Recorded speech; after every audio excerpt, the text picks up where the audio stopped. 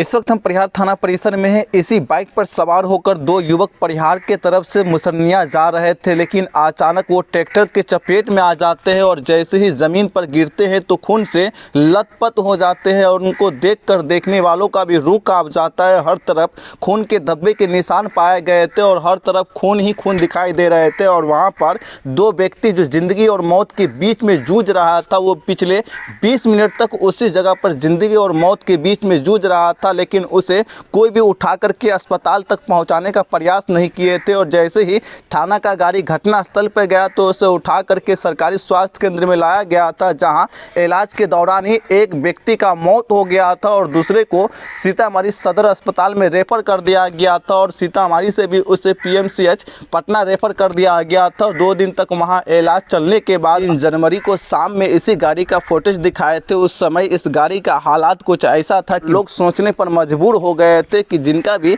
Accident हुआ था, क्या वो जिंदा बच पाए थे, क्या वो जीवित है। तो आगे का हेडलाइट जो है पूरी तरीके से टूटकर बिखर गया हुआ और यहाँ पर का पहले सिस्टम को देख सकते हैं जिसमें होल्डिंग होता है, जिसे गाड़ी को कंट्रोल किया जाता है, वो भी टूटकर बिखर गया हुआ। और यहाँ पर डिस्क ब्रेक का जो पार्ट है वो भी टूटकर बिखरा पड़ा हुआ। साइड से जो डेकोरेशन किया जाता है R15 में, वो भी यहाँ पर टूटकर बिखरा हुआ। यहाँ शॉकर को दिखाइएगा कि किस तरीके से ये शॉकर डैमेज हो गया हुआ, टूट गया हुआ। टूट करके ये पूरा अगला चक्का जो है वो डैमेज हो गया हुआ था और पूरा चक्का जो है वो जाम हो गया था। इधर का कंडीशन को दिखाइएगा कि किस तरीके से इस गाड़ी पे सवार व्यक्ति का हालत हुआ होगा और किस तरीके से वो ज़िंदगी और मौत के बीच में जूझ रहा होगा। इस गाड़ी के तस्वीर से भी आप अंदाज़ा लगा सकते हैं। जो युवक बाइक 1 जनवरी को खरीद करके बड़ी ही शौक के साथ मुसन्निया गाँव के तरफ जा रहे थे, लेकिन उनका शौक आधा अधूरा ही रह गया था। मुसन्निया पहुँचने से पहले ही अस्पताल में इलाज के लिए तो लाया गया था, लेकिन इलाज के दौरान ही